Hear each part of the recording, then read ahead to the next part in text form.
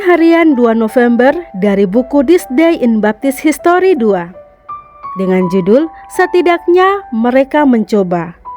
Nats yang diambil Injil Matius pasal 15 ayat 21 sampai 28.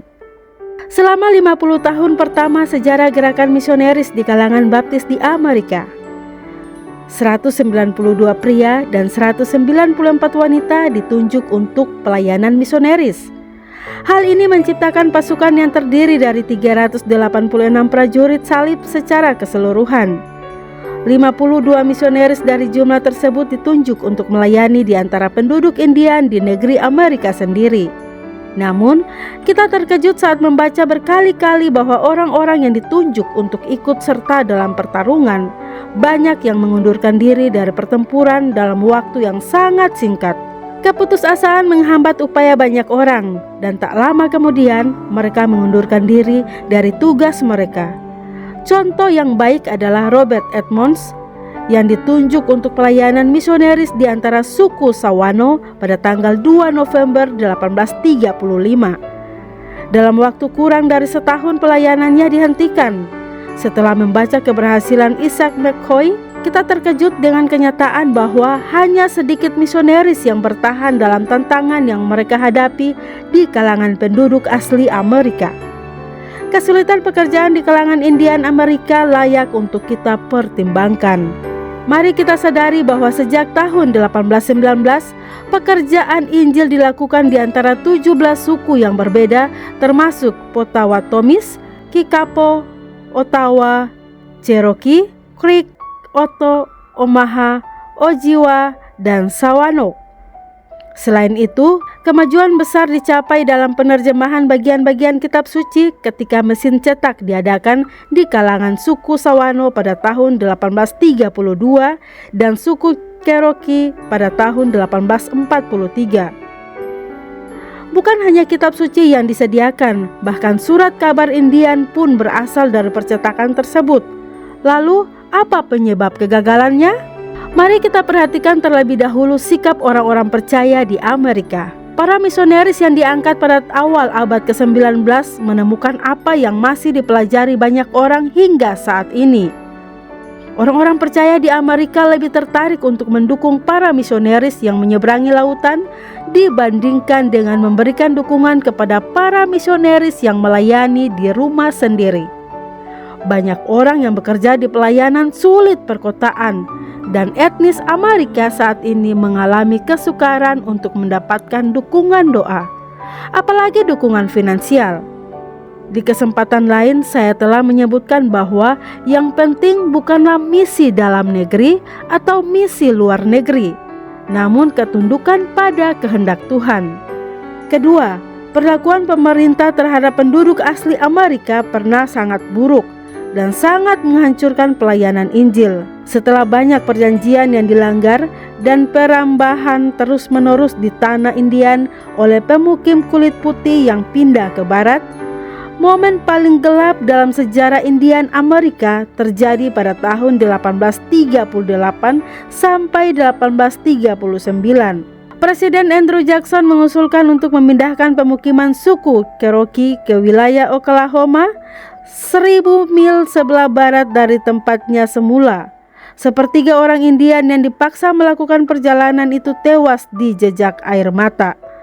Perlakuan seperti itu melemahkan kepercayaan penduduk asli Amerika terhadap orang kulit putih.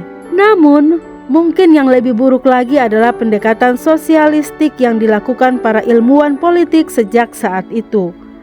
Para pemimpin pemerintahan kita telah berupaya untuk memberikan kompensasi atas kekejaman yang terjadi di masa lalu. Sayangnya, metode yang digunakan hanya akan menghancurkan kemandirian yang mungkin dibangun oleh penduduk asli Amerika, sehingga menjadikan mereka suatu masyarakat yang hanya bergantung kepada subsidi kesejahteraan sosial. Memang benar bahwa standar hidup yang disediakan oleh pemerintah kita untuk orang Indian berada di atas tingkat kemiskinan. Namun para politisi Amerika tidak tahu bahwa rencana ilahi Allah mengharuskan kerja sebagai cara hidup yang bermanfaat bagi umat manusia yang telah berdosa. Ketika seseorang menghancurkan etos kerja masyarakat manapun, Apakah itu kehidupan perkotaan di Amerika atau seluruh perekonomian negara Eropa melalui sosialisme? Akibat akhirnya adalah kehancuran kerinduan untuk berprestasi. Petunjuk Paulus seharusnya diindahkan dengan baik pada zaman kita. Ia menulis kepada jemaat di Tesalonika dan berkata, "Kami memberi peringatan ini kepada kamu, jika seorang tidak mau bekerja, janganlah ia makan."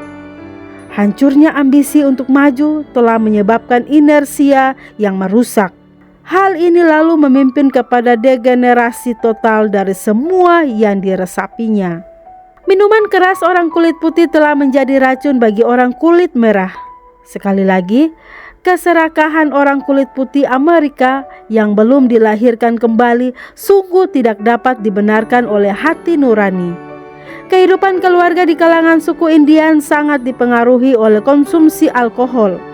Di beberapa keluarga Indian, segera setelah awal bulan ketika dana subsidi pemerintah turun, pesta mabuk-mabukan dimulai yang berlangsung hingga uang yang baru diperoleh habis dibelanjakan untuk minuman beralkohol. Semoga Tuhan mengampuni Amerika. Kita berterima kasih kepada Tuhan atas upaya zaman kita sekarang ini untuk menjangkau penduduk asli Amerika dengan Injil. Mereka yang terlibat dalam pekerjaan seperti ini memerlukan dukungan kita baik secara finansial maupun doa. Kelompok-kelompok pemuda sering melakukan perjalanan ke tempat reservasi dalam perjalanan misi. Dan memang ini adalah ladang misi. Berdoalah hari ini untuk para misionaris baptis yang setia yang bekerja di antara penduduk asli di dalam wilayah pantai kita sendiri.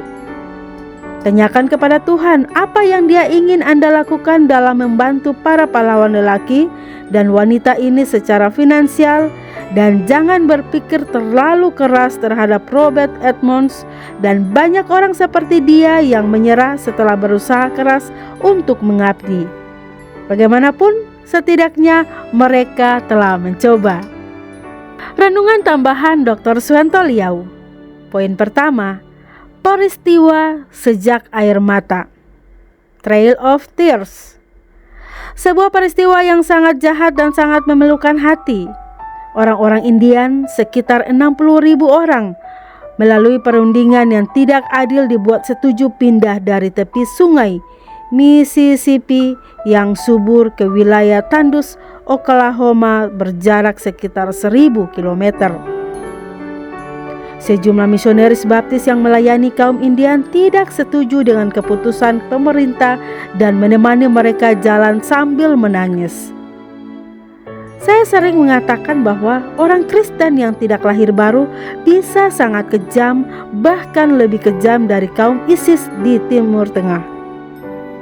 Sikap pemerintah yang kejam terhadap orang Indian telah menyebabkan pelayanan pemberitaan Injil di kalangan orang Indian sangat sulit. Namun, kemudian karena sejumlah misionaris baptis yang sangat gigih dan penuh kasih, banyak juga orang Indian diselamatkan dan gereja berdiri. Poin kedua, pemerintah Amerika Serikat melakukan kompensasi kepada suku Indian dengan memberikan subsidi, dan ternyata ini bukan membawa kebaikan.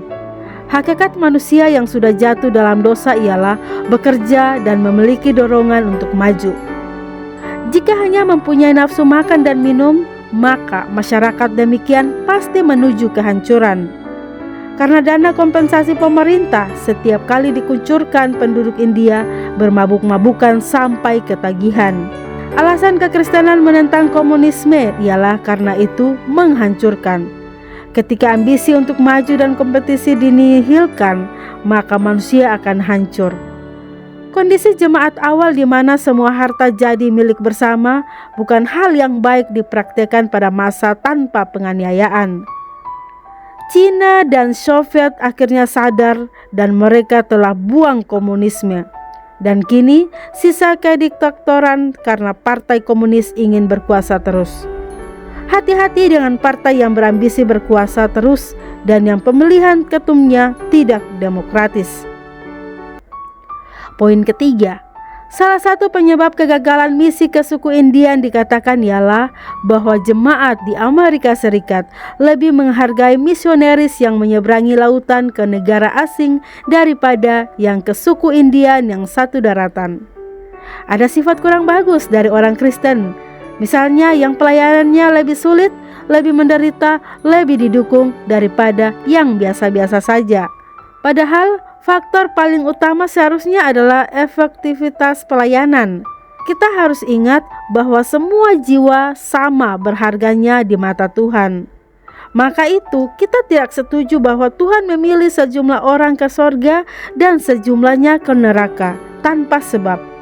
Karena itu tidak sesuai dengan sifat Allah yang Maha Kasih, yang mengasihi semua manusia tanpa memandang suku manapun dan jenis kelamin apapun, bahkan usia berapapun. Camkanlah. Demikian renungan hari ini 2 November bersama saya Lina Dadi.